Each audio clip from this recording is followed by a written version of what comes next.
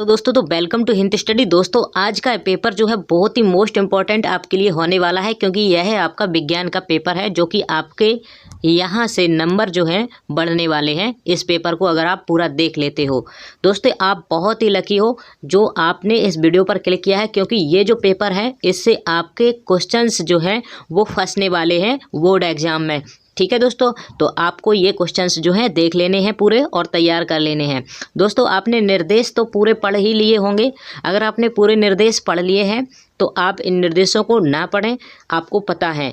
ठीक है, अगर आपको नहीं है तो इन निर्देशों को, वीडियो को रोक करके आप इन सभी निर्देशों को ज़रूर पढ़ लेना। ठीक है दोस्तों, क्योंकि ये आपका समय बचाएंगे आपके एग्ज़ाम में पढ़ने के लिए, क्योंकि आपको पहले से पता रहेगा कि ये क्या निर्देश हैं। ठीक है दोस्तों, तो देखिए सीधा क्वेश्चन पर चलते हैं और मोस्ट इंपॉर्टेंट क्वेश्चंस हैं ये सभी आपके लिए, आपको आने चाहिए। ठीक है दोस्तों, तो सबसे पहले हम पहला प्रश्न देखते हैं। क्या करेंगे, पहला प्रश्न पढ़ेंगे। दोस्तों वीडियो को लाइक और चैनल को सब्सक्राइब जरूर कर लें।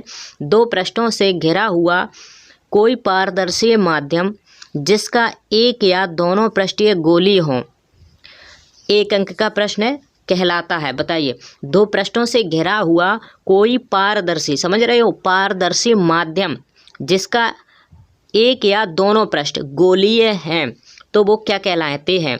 बताइए, गोली दर्पण कहलाते हैं, त्रिज्या कहलाते हैं, गोली लेंस कहलाते हैं या समतल दर्पण कहलाते हैं? क्या होगा सही आंसर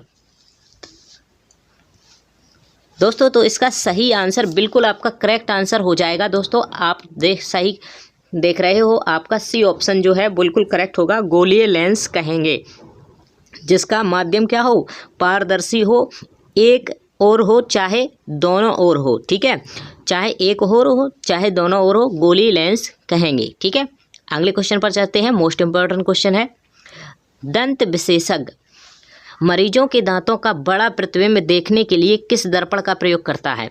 यानी बड़े दांत देखने के लिए वो किस दर्पण का प्रयोग करता है? तो देखिए दोस्तों, क्या होगा सही आंसर, आप जानते होंगे। तो देखिए दोस्तों, पहला ऑप्शन जो आपका अवतल दर्पण है, ये दंत विशेषज्ञ जो होते हैं वो इसका प्रयोग करते हैं दांतों को बड़ा देखने के लिए। ठीक है दोस्तों, आगे देखते हैं। तीसरा क्वेश्चन बहुत ही मोस्ट इम्पॉर्टेंट आपके लिए, आपको बहुत ही ये क्वेश्चंस जो है रट लेना चाहिए और आपको आना चाहिए यह प्रश्न। ठीक है, तो देखिए दोस्तों क्या है, किसी उत्तल लेंस के सामने 2f और अनंत के बीच कोई प्रतिबिंब वस्तु रखा गया है, यानी बिंब जो है रखा गया है, इसका प्रतिबिंब बनेगा। फिर से पढ़ लेते हैं, किसी उत्तल लेंस के सामने 2f और अनंत के बीच बिंब रखा गया है, इसका प्रतिबिंब बनेगा। तो प्रतिबिंब कैसा बनेगा ये आपको बताना है। ठीक है दोस्तों, तो वास्तविक उल्टा और छोटा, वास्तविक उल्टा या बड़ा, वास्तविक उल्टा या बड़ा, आभासी या सीधा। तो इसका जो करेक्ट आंसर है दोस्तों, आपको मैं बता दूं, इसका आंसर जो होगा, पहला आंसर बिल्कुल करेक्ट होगा। ठीक है, वास्तविक और उल्टा और छोटा बनेगा। ठीक है, ठीक है, तो आपको ध्यान रखना है, 2f जब आपको अनंत से बिंब के पर बीच में जब रखा जाए तो वह आपका वास्तविक उल्टा और छोटा होगा। ठीक है, आपको ध्यान रखना है।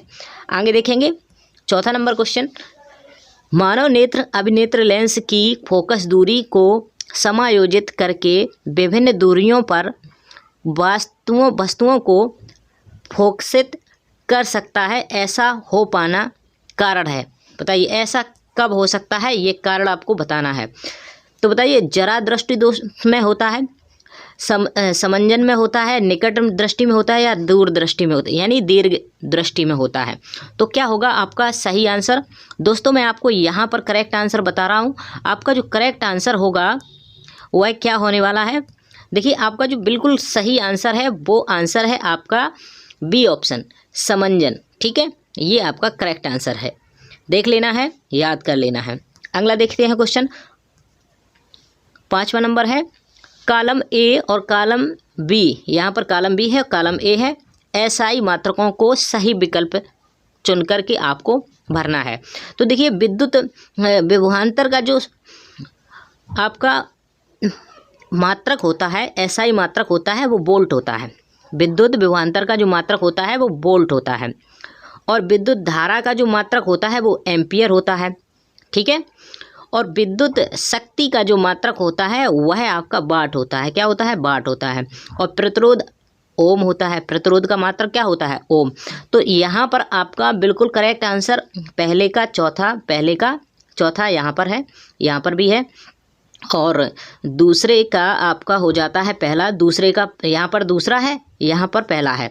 तो ये चौथा जो ऑप्शन है आपका बिल्कुल करेक्ट होगा, चौथा ऑप्शन, क्योंकि यही बिल्कुल सही है। ठीक है, आपको देख लेना है और इनको जो मात्रक हैं उनको रट लेना है। ठीक है, क्योंकि आपके बार बार पूछ दिए जाते हैं। अगला क्वेश्चन देखते हैं।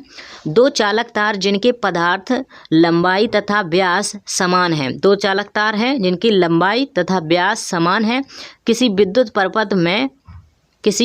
परिपथ में पहले श्रेणी क्रम में और फिर पार्श्व क्रम में संयोजित किए जाते हैं। श्रेणी क्रम पार्श्व क्रम संयोजन में उत्पन्न ऊष्माओं का अनुपात होगा। तो देखिए ये आपको ध्यान से रखना है याद।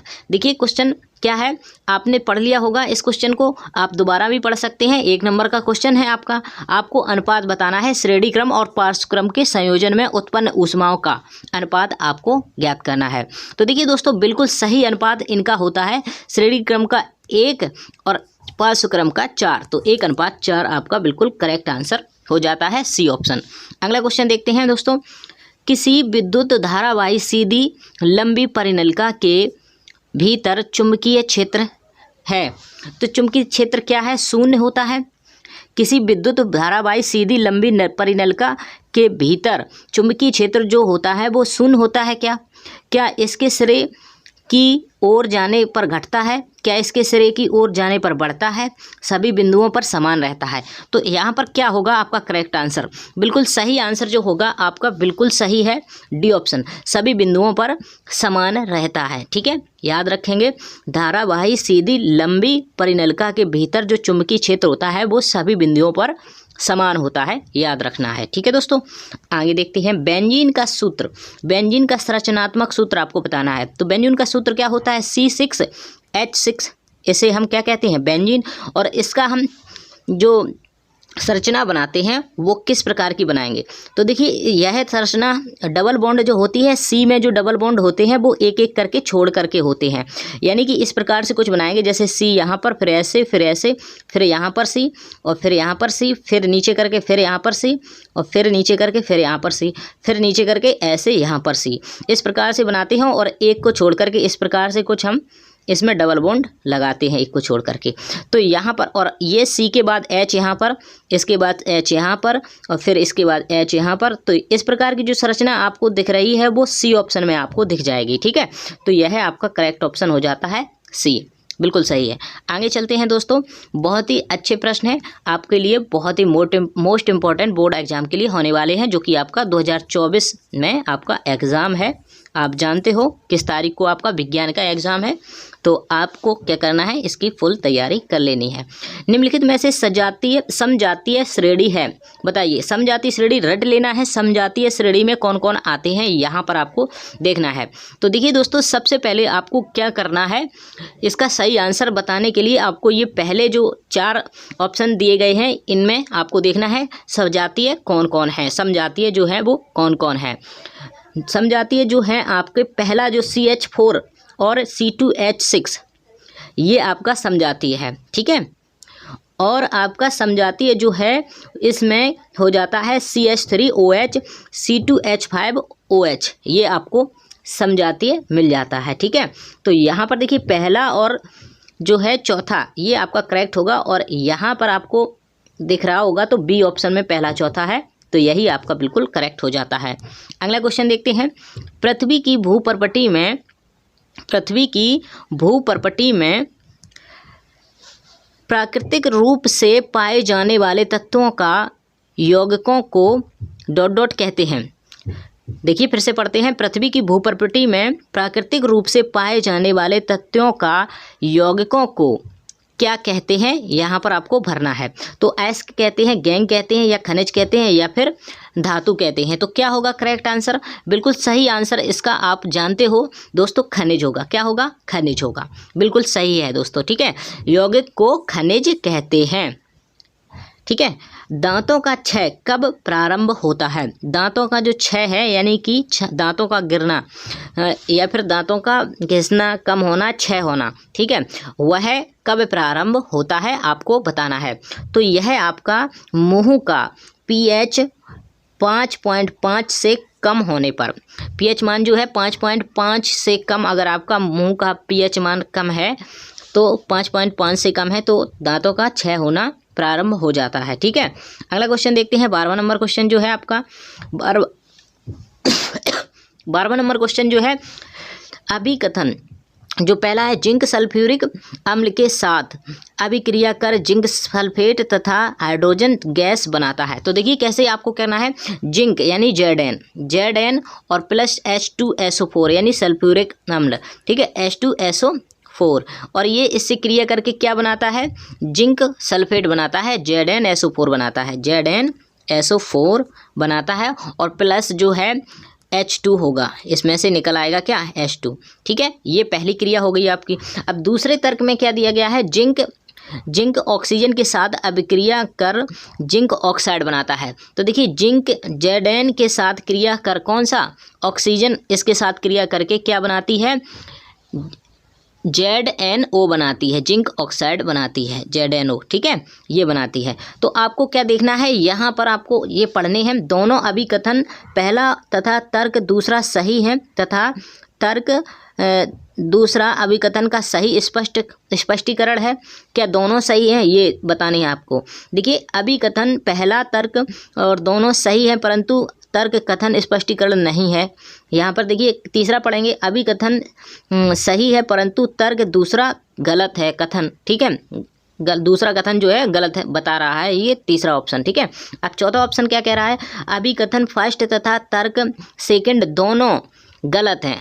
क्या ये दोनों गलत हैं, आपको यहाँ पर देखने हैं। तो यहाँ पर मैं आपको दोस्तों बता दूं, बिल्कुल सही आपका जो है अभिकथन दोनों ही आपके सही हैं, ठीक है। अभिकथन जो आपके दोनों क्या है, सही है। बी ऑप्शन में आपको क्या करोगे, बी ऑप्शन आपका करेक्ट हो जाएगा, क्योंकि यहाँ पर क्या है, अभिकथन तर्क दोनों सही हैं परंतु तर्क अभिकथन का स्पष्टीकरण नहीं है, यानी कि जो एक दूसरे को स्पष्ट नहीं कर रहे हैं, लेकिन ये दोनों क्या है, सही एकदम से इनकी तुलना हुई है, ठीक है, आपको याद रखना है।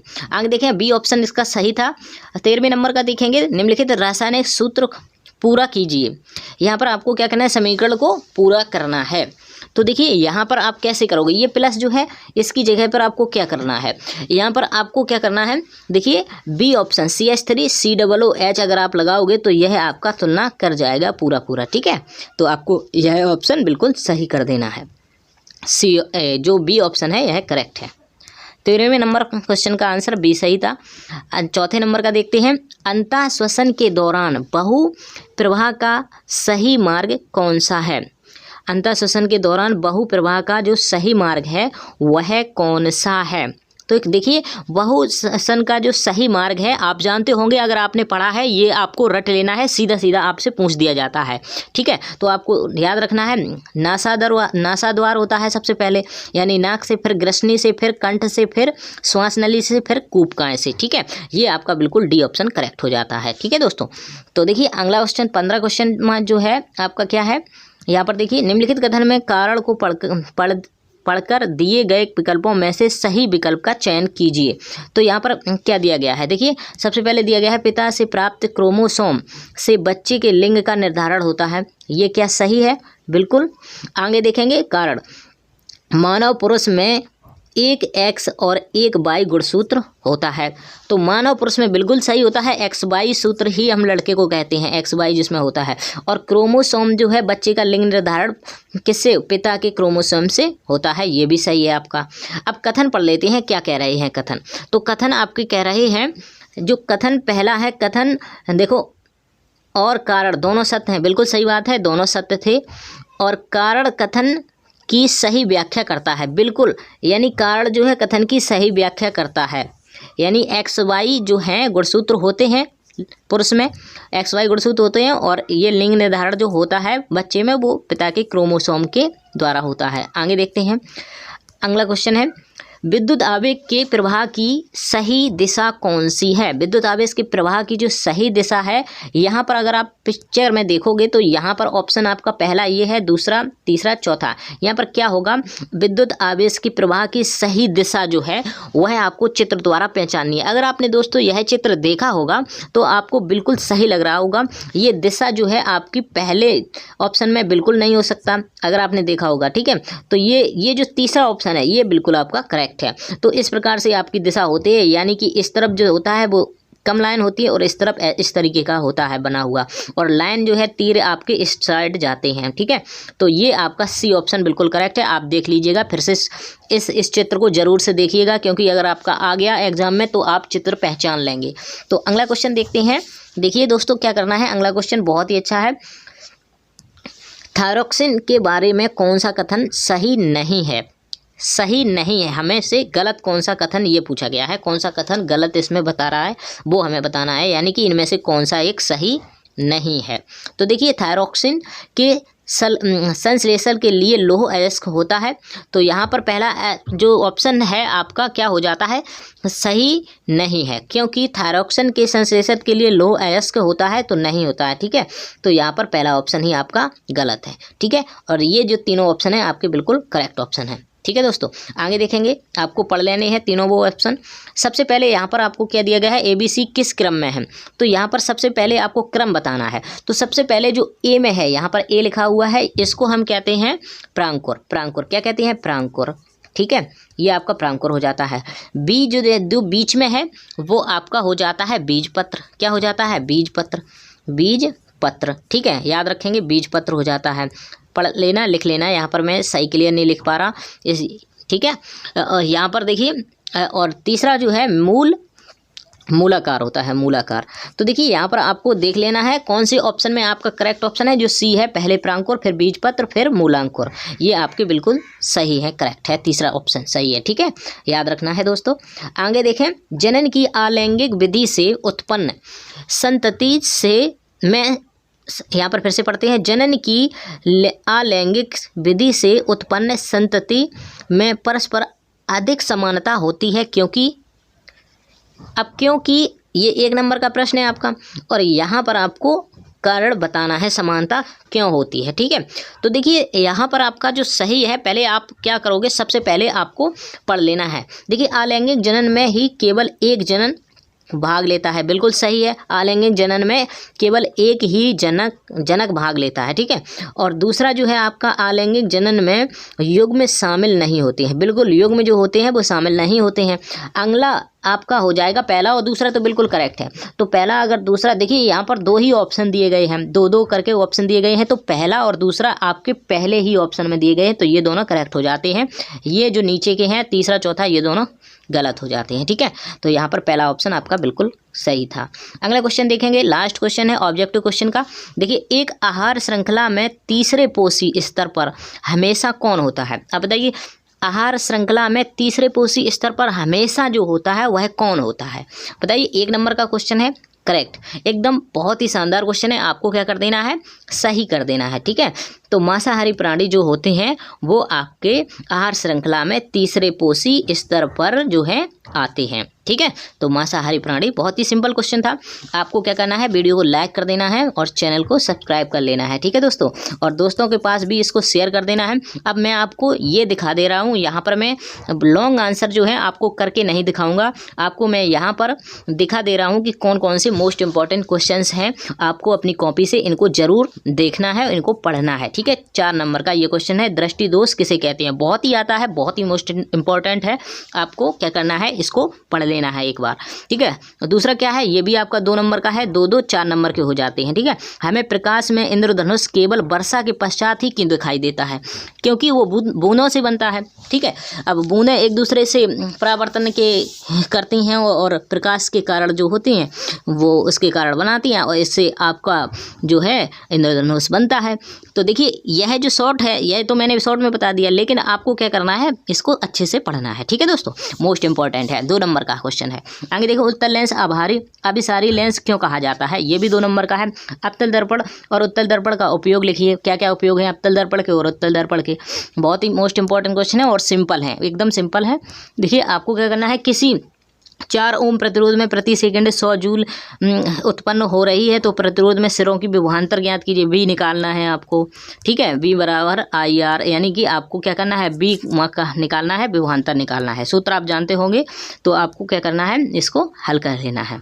देखिए दूसरा भी आपका न्यूमेरिकल है, ये भी आपका 2 नंबर का हो जाता है, ठीक है, प्रतिरोध से है। अगला देखेंगे, देखिए 2 चुंबकीय क्षेत्र याद रखना है दोस्तों, आपको क्या करना है, ये 6 नंबर का क्वेश्चन आपका है और यहाँ पर आपको ये प्रश्नों के इन तीनों के जवाब दे देने हैं। 2-2 नंबर के हैं, 2 नंबर का ये ऊपर वाला, 2 नंबर का ये, यानी कि 2-2-2 करके 6 हो जाते हैं, ये पूरा 6 नंबर का। आप अथवा में ये भी कर सकते हो फ्यूज तार वाला, ठीक है। आगे देखते चलते हैं, इन क्वेश्चनों को आपको ज़रूर कॉपी में देखना है दोस्तों, ज़रूर ही, ठीक है, ज़रूर पढ़ना है इन क्वेश्चनों को, क्योंकि ये मोस्ट इंपॉर्टेंट आपके छपने वाले हैं एग्जाम में, ये आप ध्यान रखिएगा बात को, ठीक है। नहीं आप ऐसा मत कीजिएगा कि देख लिया वीडियो बस हो गया काम, ऐसा नहीं करना है, आपको अपनी कॉपी में इन क्वेश्चनों को लगाना है, यानी कि पढ़ना है, याद करना है, ठीक है। उपखंड खा से हमें ये 1-1 नंबर के 4 क्वेश्चन दिए गए हैं, यहाँ से आपको 4 नंबर मिल जाते हैं। बहुत ही 2-2 लाइन में आपको 2-2 3-3 लाइन में उत्तर इनके लिख देने हैं, ठीक है। अगले देखते हैं, ये भी आपको जो है 2-2 नंबर के ये 2 क्वेश्चन दिए गए हैं। 6वें नंबर में प्लेटिनम सोना चांदी का उपयोग आभूषण बनाने के लिए किया जाता है, ये आपका आंसर जो देना है आपको। निष्कर्ष प्रक्रम में कार्बोनेट सल्फाइड ऐश और ऑक्साइड में परिवर्तित किया जाता है, तो ये आपको सभी कारण सहित बताने हैं, ठीक है। अब ये IPSC नाम है, बहुत ही सुंदर है। देखिए IPSC अगर नहीं आती है आपको तो आप वीडियो जाकर देख सकते हो, ठीक है। आपको क्या डालना है, वीडियो सर्च कर लेना है कि IPSC नाम कैसे बनाए जाते हैं, तो यहाँ पर आपके जो है 2 नंबर क्लियर हो जाएंगे, ठीक है दोस्तों। तो यहाँ पर 6 नंबर का क्वेश्चन है, देखिए ये 7वां क्वेश्चन है, 6 नंबर का क्वेश्चन है। आपको सिर्फ IPSC इन दोनों के बताने हैं, और ये कठोर जल में साबुन से उपचारित करने पर झाग का निर्माण समझाइए, ये भी आपको समझाना है, ठीक है। ये जरूर आपको पढ़ लेना है, ठीक है। IPSC कैसे निकाली जाती हैं और कठोर जल का साबुन का उपचारित करने में झाग का निर्माण समझाइए, ये भी आपको समझाना है। अब देखिए इस 6 नंबर में इस टिप्पणियों को भी आप कर सकते हो, रेडॉक्स या एस्टिकर्ड या विकृत गंधिका के गंधिता अगर आप जानते हो तो इसके बारे में भी आप लिख सकते हो। यहाँ पर मुझे जैव विक्रम दिया गया है आपके लिए, जैव निम्नीकरण के लिए बीच अंतर बताइए, ये भी आपका 4 नंबर का है, ठीक है। यहाँ पर आपको अंतर बताना है। ये सब कुछ आप क्या करो, एक बार पढ़ लो, ठीक है, ये सभी देख जाओ एक बार। यहाँ पर आहार नाल, मानव आहार नाल के आरेख बनाइए, यहाँ पर बनाना है आपको ये चित्र आमाशय का तथा छोटी आंत का चित्र बनाइए। यहाँ पर देखिए स्त्री केसर का स्वच्छ एवं नामांकित आरेख बनाइए तथा इनमें पराग नली की वृद्धि और बीजांड में उसके प्रवेश करते हुए दिखाइएगा, ये भी आप बना सकते हो। ये 6 नंबर का आपका है, ठीक है। यहाँ पर देखिए आपका पेपर पूरा हो जाता है। बहुत ही मोस्ट इंपॉर्टेंट क्वेश्चन है। आपको अगर ये क्वेश्चन यहाँ नहीं मिले तो देखिए क्वेश्चन यहाँ पर दिखा दिए हमने। अब ये क्वेश्चन आपको अपनी कॉपी से इनको तैयार कर लेना है, समझ रहे हो। आपको इनको क्या करना है, पढ़ना जरूर है। ये मोस्ट इंपॉर्टेंट क्वेश्चन है। आप वीडियो को रोक करके इनको देख लेना, इनको कॉपी पर नोट कर लेना कि हाँ हमें ये वाला क्वेश्चन पढ़ना है, हमें ये वाला क्वेश्चन पढ़ना है।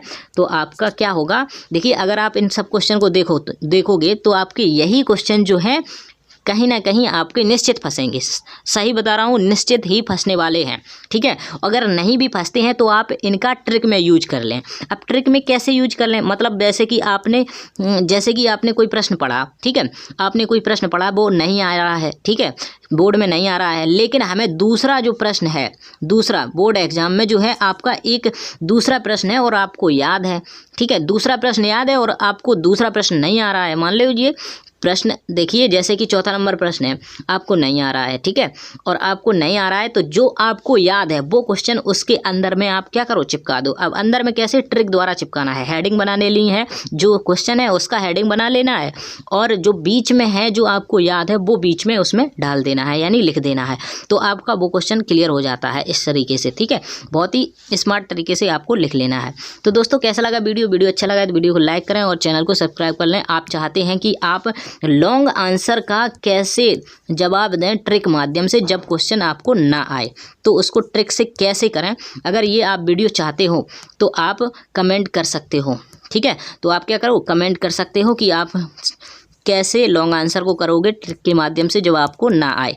तो देखिए दोस्तों, आपको क्या करना है, वीडियो को लाइक कर देना है और बताना है कि क्या आपको ट्रिक वाला वीडियो चाहिए। तो मिलते हैं अगली वीडियो में दोस्तों। Thanks for watching.